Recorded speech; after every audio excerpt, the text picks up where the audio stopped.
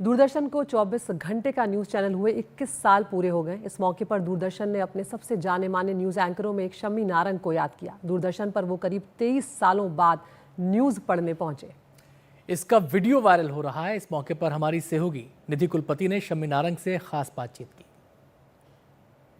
देश भर को टीवी पर सबसे पहले दूरदर्शन ने समाचार दिए। पहले वो दौर था जब कुछ ही बुलेटिन्स होते थे। चित्रहार और संडे की फिल्म का वो दौर बहुत लोगों को याद भी होगा।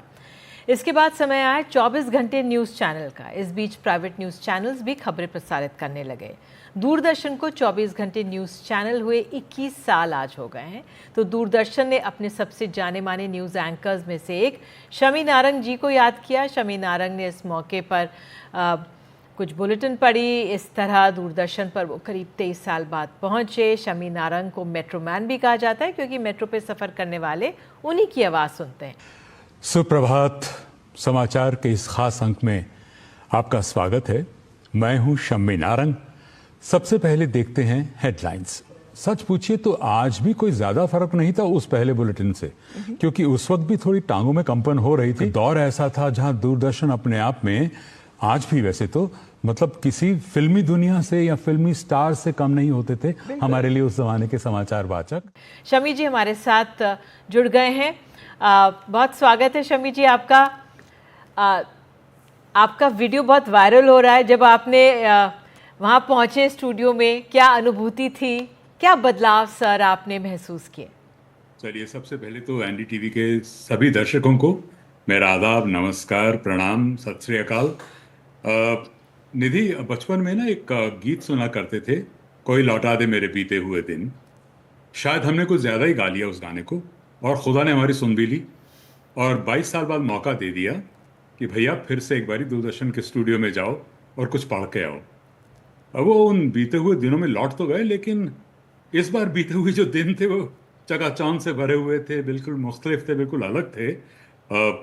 बहुत ही ज़्यादा बदलाव हो चुका था और सच पूछिए पैरों में कंपन वैसी हो रही थी जो पहली मर्तबा पढ़ने के वक्त हुई थी, क्योंकि इतना बड़ा फासला और इतना बड़ा वक्फा, इतना बड़ा गैप, उसमें जाकर फिर आपको उसी संजीदगी के साथ न्यूज़ पढ़ना अच्छा भी लगा, लेकिन जहन में ये भी ख्याल था भाई जो कर रहा हूँ, जिस इमेज को लोगों ने अपने जहन में बिठाया है उसके साथ पूरा न्याय कर सकूं, इंसाफ कर सकूं।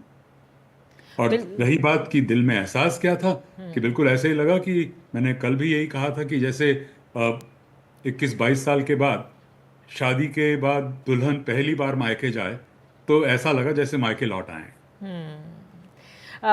तो शम्मी जी, अब तो आजकल सोशल मीडिया का दौर है, एआई की बात हो रही है। आप हमारे आगे की भावी जनरेशन्स को या जो अब इस मीडिया इंडस्ट्री में, उनको आप क्या कहेंगे? देखो, बिना एआई के तो हमने तो अपनी ज़िंदगी अच्छी खासी गुजार ली और बहुत दिनों जब ये चर्चा होती थी एआई एआई एआई, तो मुझे लगा ये सब एयर इंडिया की बात कर रहे हैं। बहुत देर तक तो यही लगता रहा। फिर बाद में किसी ने कहा नहीं भाई ये आर्टिफिशियल इंटेलिजेंस होती है। फिर लगा अच्छा, इंटेलिजेंस भी आर्टिफिशियल हो सकती है। तो ये तमाम उलझनों में मैंने सीखने की कोशिश की। अपने बेटे से पूछा कि भाई ये एआई होता क्या है, तो उन्होंने तफसील से समझाया कि देखिए तरक्की हो रही है साइंस की और टेक्नोलॉजी बहुत आगे बढ़ रही है, तो एआई ये होता है। तो मैंने कहा, तो फिर कुछ और भी युवा लोग बैठे थे हमारे साथ जब ये मेरा बेटा मुझे समझा रहा था, तो सब मेरे बेटे से पूछ रहे थे कि फिर तो मतलब जो लोग मीडिया में आना चाहते हैं, जो पढ़ना चाहते हैं, चाहे वो एंकर्स हों, न्यूज़ रीडर्स हों, कोई भी हों, अगर एआई उनकी जगह खा तो नहीं जाएगी। तो मेरे बेटे ने बहुत अच्छी बात कही कि देखो, हमारी ज़िंदगी में टेक्नोलॉजीज लगातार आती रहती हैं, उनसे जुड़ते रहते हैं। शुरू शुरू में डर लगता है कि हाँ, कलर टेलीविज़न आएगा तो पता नहीं क्या हो जाएगा, 24 आवर्स दूसरे चैनल आ जाएंगे तो फिर एक चैनल का क्या होगा। लेकिन सब ने अपना अपना स्थान बनाया, सब ने अपना मकाम हासिल किया।